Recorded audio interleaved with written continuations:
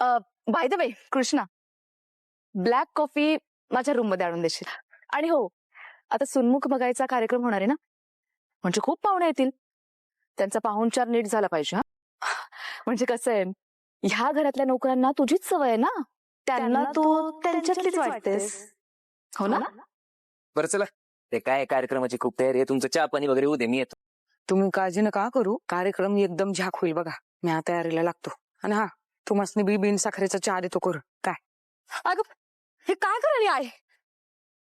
अगं बाई आहेस का कोण आहेस ग? लाज ना लज्जा आणि दुनियेला फुकाची मज्जा.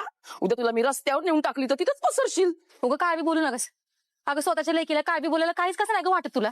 हाय, तू माझी लेक आहेस? आहेस तू माझी? हा, हायस आहेस तू माझीच लेक आहेस. पण मी सांगितलेल्या वळणावर जात नाहीस ग. वय नाही तर तुझी अशी अवस्था झालीच नसती, वय की नाही? सोनं लागलंय मला. सोनं लागलंय काय? मग काय बघालीस माझ्याकडं? उठ, अंगण झाडून घ्यायचं ते झाडू आहे जा. आणि आता बरोबर चहा बी ठेव. आधी चहा ठेव. माधव काका, इथल्या समध्या गोष्टींवर एकदा हात फिरवा बघू. आठवडाभर हात फिरवला गेला नाहीये, धूळ बसले समधीकडं. काय आवरा. वय वहिनी साहेब. तुम्ही जरा उठता का? का? अहो जरा झाडायचं होतं समद. उठावंच लागेल का?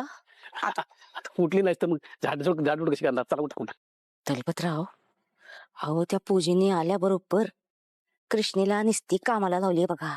आणि ही बियडी ऐकली समज. जाऊ दे ना, तुला काय करायचंय? हा, पूजेने तुला तर कामाला लावलं नाही ना, नाही तर सिस्टमॅटिकली तुला बी राबावं लागलं असतं. हा, मी बरेच ऐकीन त्या पूजेचं. हा, अशी एक सणकण देईन तिला. कृष्ण असेल तिची सावत्र या घरात, म्या कोणी बी नाही. जरा मजा करू का हिची? कृष्णे, हा, अगो जिचा सुन्मुख दाखवायचा कार्यक्रम हाय, ती तुला लग्न आधी बी सख्ख मानत नव्हती आणि लग्नानंतर बी मानत नाही. तरी बी त्याच्यासाठी तू एवढं करालीस? मानलं बाई तुला.